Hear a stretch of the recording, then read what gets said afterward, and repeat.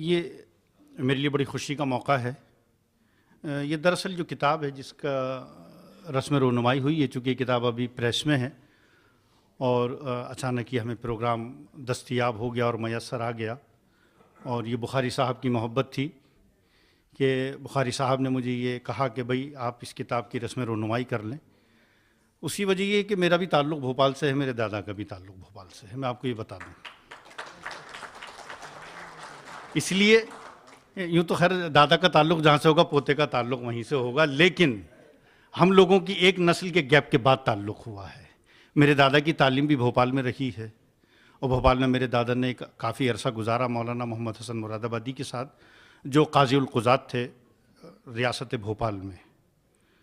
اور علاوہ ازیں میں نے بھی اپنی ابتدائی تعلیم ترجمے والی مسجد میں حاصل کی ہے، اور میری بچپنے کی یادیں بھوپال سے وابستہ ہیں۔ تو اسی حوالے سے آج میں بھوپال ایسوسی ایشن کے اس اسٹیج پر موجود ہوں، اور مجھے خوشی ہے کہ آج یہ کتاب جو مولانا سید حمید الدین اختر میرے دادا،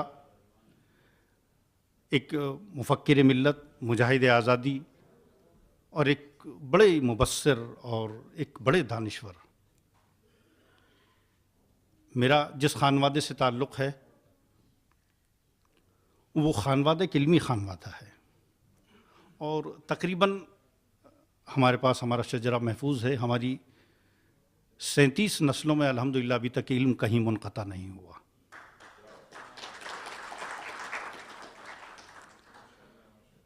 تو اسی سلسلے کی یہ کڑی ہے۔ میں نے کافی سال پہلے جب میں ہندوستان میں تھا، میں 2000 میں یہاں آ گیا، اس سے پہلے جب میں گلاوٹھی میں ہوتا تھا اپنے قصبے میں،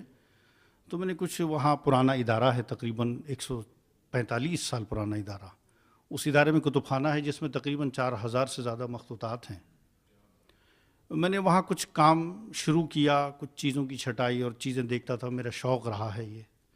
تو مجھے بہت ساری ڈائرییں اور مخطوطات، کچھ کاغذات ملے، اور میں نے وہ سب محفوظ کیے، اور میری حیرت کی انتہا نہیں رہی جب میں ان تمام چیزوں کو جمع کرنے لگا۔ تو ایک کتاب میری پچھلے سال آئی، میرے جد امجد تھے، میری 5ویں پشت کے دادا حافظ سید شمس الدین شمس، جو ہم عصر غالب رہے ہیں، ان کا کلام مجھے ملا، تقریباً ان کی 38 غزلیں غیر مطبوعہ ان کے ہاتھ سے لکھی ہوئی پرانی بڑی خستہ تحریریں ملی۔ وہ الحمدللہ 2016 میں وہ کتاب منظر عام پر آئی۔ اس کے بعد پھر میں نے اپنی دادا کی کتاب پر کام شروع کیا، اور الحمدللہ وہ کتاب اب چھپ کر بہت جلدی آپ لوگوں کے درمیان آ جائے گی۔ ایک بڑا تحقیقی کام تھا، میرے لیے بڑا مشکل کام تھا، لیکن الحمدللہ آپ لوگوں کی دعائیں اور دوحہ قطر کا جو ماحول ہے، میں صحیح بتا رہا ہوں، میں یہ کسی اس سے نہیں، لیکن شاید اگر میں، حالانکہ منور رانا نے کہا تھا کہ میرا مقام تیرے شہر نے نہیں سمجھا، اگر میں دلی میں رہتا تو میر ہو جاتا، لیکن میں یہ کہتا ہوں کہ شاید میں اگر ہندوستان میں رہتا تو میں شاید ندیم ماہر نہیں ہوتا، میں دوحہ قطر آ کے ندیم ماہر ہوا ہوں۔ میں اس کے برعکس بالکل کہتا ہوں، شاید اتنے مواقع مجھے وہاں دستیاب نہ ہوتے، شاید وہاں حسن چوغلے مجھے نہ ملتے، شاید وہاں مجھے ابراہیم خان جیسا مشفق آدمی نہ ملتا، شاید انجمن نہ ملتی، شاید خالدات خان نہ ملتے، نبیل نہ ملتے، اشفاق نہ ملتے۔ تو ایسے بہت سارے لوگ ہیں کہ جن کی وجہ سے یہ سفر یہاں پہنچا ہے، تو مجھے خوشی ہے۔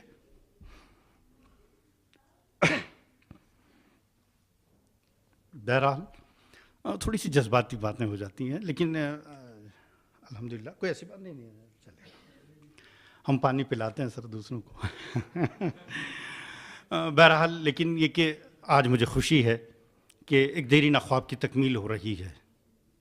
اور میں دعا گو ہوں اللہ تعالیٰ سے کہ میرا کوئی کمال نہیں ہے، میں نے کچھ نہیں کیا اس میں نے تو صرف ترتیب کا کام کیا ہے،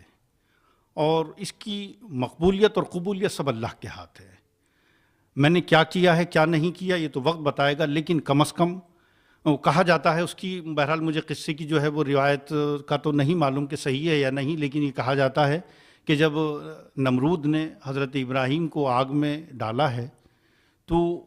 ایک چڑیا جو ہے وہ ایک قطرہ پانی اپنی چونچ میں لے کر اس آگ کے اوپر ڈال رہی تھی، تو کسی نے کہا کہ اس ایک قطرہ پانی سے کیا ہوگا اتنی بڑی آگ کا؟ تو اس نے کہا کہ کل کو جب آنے والا بات لکھے گا کوئی اور اس واقعے کو لکھے گا تو آگ لگانے والوں کا بھی ذکر ہوگا اور کم سے کم میرا ذکر آگ بجھانے والوں میں تو ہو جائے گا۔ تو میں کچھ نہیں کر سکا، لیکن کم از کم ہاں کچھ کرنے والوں میں شمار ہو سکتا میرا ہو جائے۔ میں شکریہ ادا کرتا ہوں اپنے تمام ان دوستوں کا جنہوں نے، احمد اشفاق ہیں، نبیل صاحب ہیں ہمارے دوست، انجمن کے تمام عہدیداران ہیں، اور بخاری صاحب ہیں، حبیب بھائی ہیں، یہ سب وہ لوگ ہیں۔ مہتاب بھائی سے بھی ہم نے بہت تعاون لیا ہے، اس کتاب میں مہتاب بھائی نے بڑا معرکۃ الآراء مضمون لکھا ہے۔ میں ان تمام لوگوں کا شکریہ ادا کرتا ہوں، اور اخیر میں اپنی اہلیہ کا شکریہ ادا کرتا ہوں بھائی، چونکہ بڑا مشکل کام ہے، بڑا مشکل کام ہے۔ اگر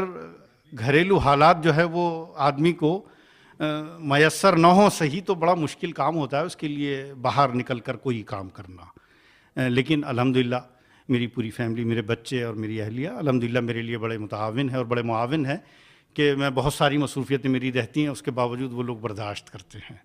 میں آپ لوگوں کا شکریہ ادا کرتا ہوں، بھوپال ایسوسیشن کا شکریہ ادا کرتا ہوں کہ جن لوگوں نے مجھے یہ موقع فراہم کیا کہ میں یہاں آج آپ کے سامنے اپنی اس کتاب کی رسم رونمائی کر سکوں۔ میں ایک بار پھر سب لوگوں کا شکریہ ادا کرتا ہوں۔ یہاں تمام تنظیموں کے لوگ موجود ہیں دوحہ قطر میں، چاہے وہ انجمن ہو، چاہے بزم اردو قطر ہو، اور حلقہ ادب اسلامی سے ہمارے دوست موجود ہیں، بہار ایسوسیشن، علی گڑھ والے، بہت لوگ ہیں یہاں، سب محبت کرنے والے لوگ موجود ہیں، اور تمام بھوپال کے لوگ موجود ہیں۔ میں ایک ایک شخص کا نام لے لے کر شکریہ ادا کرنا چاہتا ہوں، اور آپ سبوں کی محبتوں کا طالب ہوں، اور میری آئندہ چل کر انشاءاللہ 3 کتابیں اور منظر عام پر آنے والی